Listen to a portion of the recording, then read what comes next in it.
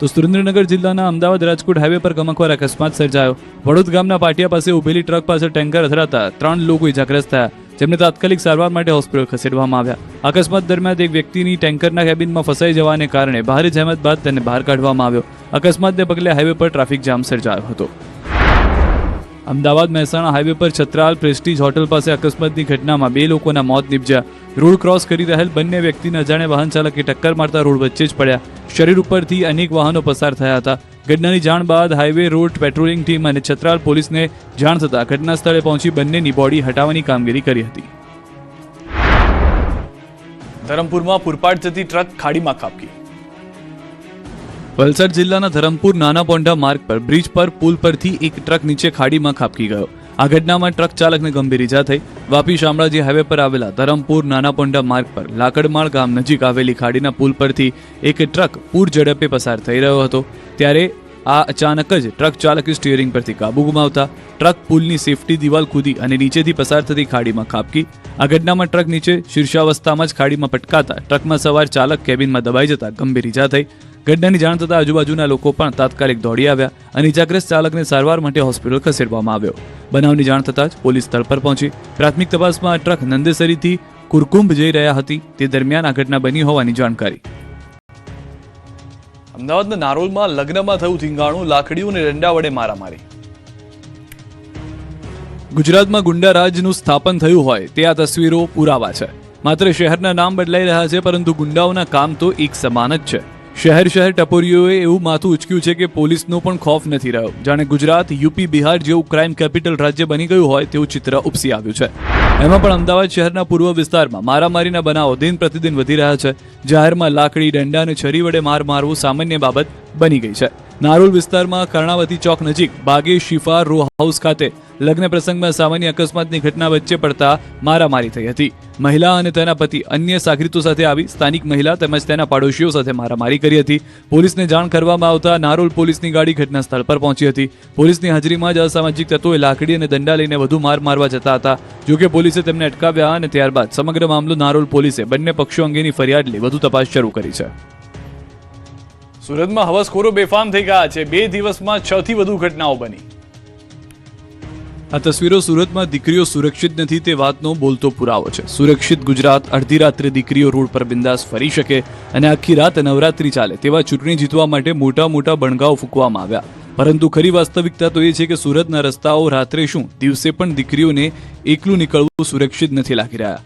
હવસના પૂજારીઓ માં દુર્ગા સમાન દીકરીઓને થોડા દિવસે અડપલા કરી પોતાની વિકૃત માનસિકતાને છતી કરી રહ્યા છે। પોલીસ માત્ર મુખ પ્રેક્ષક બનીને લોકોને સલામતીના ઠાલા વચનો આપી રહી છે, જેની વચ્ચે સુરતના રૂરતમપુરા વિસ્તારમાં એક હવસખોરે મહિલાની છેડતી કરતા મહિલાઓ વિફરી હતી। રોડ પર ચાલીને જતી મહિલાની એક પંડિતે છેડતી કરી હતી, જેથી ભોગ બનેલી મહિલા રણચંડી બની અને જાહેરમાં જ છેડતીબાજને લંધાર્યો હતો। તો સુરતના સચિન જીઆઈડીસી વિસ્તારમાં બાળકીની છેડતી કરનારને પોલીસે પકડી પાડ્યો। આ નરાધમે 11 વર્ષીય બાળકીની છેડતી કરી, જેથી સ્થાનિકોમાં આક્રોશ ફાટી નીકળ્યો। દુકાનદાર પ્રભુલાલ માળી સામે પોલીસ ફરિયાદ કરતા પોલીસે પકડી લીધો હતો।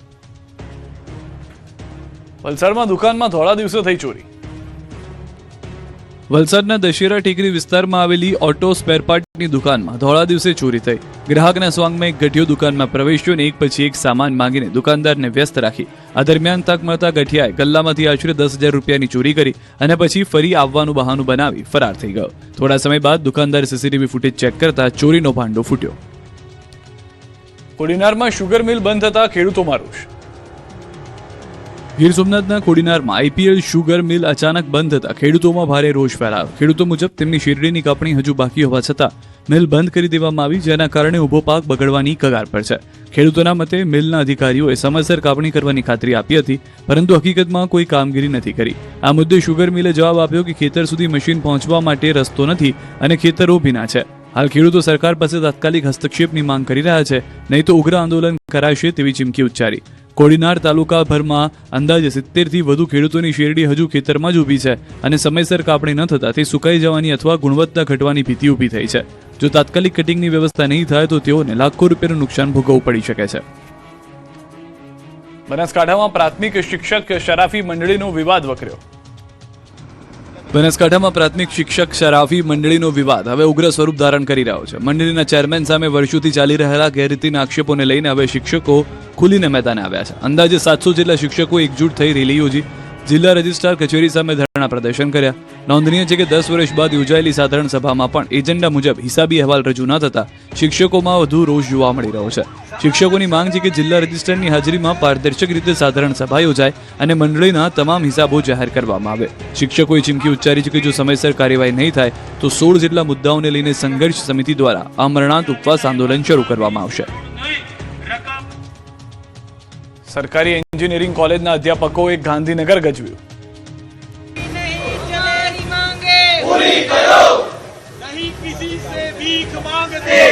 ગાંધીનગરના કર્મયોગી ભવનમાં સરકારી એન્જિનિયરિંગ કોલેજના અધ્યાપકોએ કાળા કપડાં પહેરી વિરોધ નોંધાવ્યો. પડતર 5 માંગણીઓને લઈને પ્રોફેસરોમાં રોષ જોવા મળ્યો. GECS અને NITTTR તાલીમ પ્રક્રિયા, TNA પોર્ટલ, ટ્રેનિંગ ઓર્ડર સમસ્યા આપવા, MOOC તાલીમની મર્યાદા દૂર કરવા અને ફરજિયાત તાલીમનો વિરોધ જેવા મુદ્દાએ વિરોધ કરાયો. સાથે જ 300 થી વધુ CES પ્રમોશન ફાઇલો પેન્ડિંગ હોવાનો મુદ્દો પણ ઉઠાવ્યો. મોટી સંખ્યામાં પ્રોફેસરો કમિશનરને મળવા પહોંચતા દરવાજા બંધ કરાયા હતા. જેના પગલે ટેકનિકલ શિક્ષણ વિભાગના 6ઠ્ઠા માળે પ્રોફેસરોએ રામધૂન બોલાવી વિરોધ કર્યો. આગામી 1 મહિનાની અંદર પડતર માંગણીઓ નહીં સંતોષાય તો ઉગ્ર કાર્યક્રમોની ચીમકી ઉચ્ચારી છે. વડોદરાના ડોક્ટરોની હડતાલ સમેટાઈ. રાજ્ય સરકારે ડોક્ટરોની સુરક્ષાની માંગણીઓ સ્વીકારી. વડોદરાની સયાજી હોસ્પિટલમાં મહિલાની બોડી ડિકમ્પોઝ થવા મુદ્દે શરૂ થયેલો વિવાદ પૂર્ણ થયો છે. પરિવારજનોએ તબીબો પર હુમલો કર્યાના આક્ષેપ સાથે હોસ્પિટલના તબીબોએ હોબાળો મચાવ્યો. હોસ્પિટલમાં હડતાલ પાડી વિરોધ નોંધાવ્યો. આખરે SSG હોસ્પિટલમાં તબીબોની હડતાલ સમેટાઈ ગઈ. સરકાર તરફથી સુરક્ષાનું આશ્વાસન મળતા જ તબીબોએ તેમનું આંદોલન પાછું ખેંચ્યું. ભવિષ્યમાં આવી ઘટનાઓ ન બને તે માટે હવે SSG હોસ્પિટલમાં રેપિડ ટાસ્ક ફોર્સ તૈનાત કરવાનો નિર્ણય લેવામાં આવ્યો છે. આ ટાસ્ક ફોર્સમાં 60 સુરક્ષા જવાનોની ટુકડી ખડે પગે તૈનાત રહેશે. ચૂંટણી પૂર્ણ થતાં જ મોંઘવારીનો બોમ્બ ફૂટ્યો. કમર્શિયલ LPG સિલિન્ડરના ભાવમાં 993નો વધારો. ચાથી લઈને જમવાની થાળી મોંઘી થશે. દેશના અનેક રાજ્યોની ચૂંટણીઓ પૂર્ણ થતાની સાથે જ મોંઘવારીનો મોટો વિસ્ફોટ થયો છે. સરકારી ઓઇલ કંપનીઓએ 1 મે 2026થી 19 કિલોના કમર્શિયલ LPG સિલિન્ડરની કિંમતમાં 993 રૂપિયાનો તોતિંગ વધારો ઝીક્યો છે. આ વધારા બાદ દિલ્હી, અમદાવાદ સહિત અનેક શહેરોમાં એક કમર્શિયલ સિલિન્ડરનો ભાવ 3000 રૂપિયાને પાર થઈ ગયો છે. જોકે રાહતની વાત એ છે કે 14.2 કિલોના ઘરેલું ગેસ સિલિન્ડરના ભાવમાં કોઈ ફેરફાર કરવામાં નથી આવ્યો. ભાવમાં થયેલા વધારા બાદ હવે એક સિલિન્ડરની કિંમત 3091 રૂપિયા 50 પૈસા થઈ ગયો છે, જે અગાઉ 1 એપ્રિલના રોજ 2078 રૂપિયા 50 પૈસા હતો. માહિતી અનુસાર 5 કિલોવાળા ફ્રી ટ્રેડ LPG સિલિન્ડરની કિંમતમાં પણ આજથી 261 રૂપિયાનો પ્રતિ કિલો સિલિન્ડરનો વધારો ઝીકી દેવામાં આવ્યો છે. હવે તેની અસર દરેક નાના બિઝનેસ પર થશે. ગેસના ભાવ વધારા પાછળ અમેરિકા અને ઈરાન વચ્ચેનો તણાવ મુખ્ય કારણ માનવામાં આવે છે. આ વધારાની સાથે જ હવે દેશભરમાં રેસ્ટોરન્ટમાં જમવાનું મોંઘું થઈ જશે. રાંધીને ખાવાની વસ્તુઓના ભાવમાં પણ તોતિંગ વધારો આવશે. આ ઉપરાંત સ્ટ્રીટ ફૂડના ભાવ પણ વધી શકે છે, જેનાથી સામાન્ય જનતાના ખિસ્સા પર ભાર વધશે. વડોદરાની મેડિકલ કોલેજમાં ભણતો બનાસકાંઠાનો વિદ્યાર્થી રહસ્યમય રીતે ગુમ. સંસ્કારી નગરી વડોદરાની પ્રતિષ્ઠિત બરોડા મેડિકલ કોલેજમાં અભ્યાસ કરતો બનાસકાંઠાનો પારસ મકવાણા રહસ્યમય સંજોગોમાં ગુમ થતા કોલેજ કેમ્પસ અને પરિવારમાં ચિંતાની લહેર પ્રસરી ગઈ છે. મંગળવારે સાંજે હોસ્ટેલમાંથી નીકળ્યા બાદ વિદ્યાર્થીનો કોઈ પત્તો જ ન લાગતા આખરે રાવપુર પોલીસ મથકે ફરિયાદ નોંધવામાં આવી. મળતી વિગતો અનુસાર સાંજે આશરે 4 વાગે હોસ્પિટલ કેમ્પસમાંથી બહાર નીકળતો CCTV કેમેરામાં કેદ થયો. મોડી રાત સુધી MBBSના બીજા વર્ષમાં અભ્યાસ કરતો વિદ્યાર્થી પરત ન ફરતા તેના મિત્રોએ પરિવારને જાણ કરી, જેના પગલે ગભરાયેલા પરિવારજનો તાત્કાલિક બનાસકાંઠાની વડોદરા દોડી આવ્યા હતા. હોસ્ટેલ છોડ્યા બાદ વિદ્યાર્થીના ખાતામાંથી 1600 રૂપિયાનું ઓનલાઈન ટ્રાન્ઝેક્શન કરવામાં આવ્યું. આ વ્યવહાર બાદ તરત જ તેનો મોબાઈલ ફોન સ્વિચ ઓફ થઈ ગયો હતો. આ બાબત કોઈ અગમ્ય કારણોસર હોવાની કે કોઈ મુશ્કેલીમાં હોવાની આશંકા વ્યક્ત કરી રહી છે.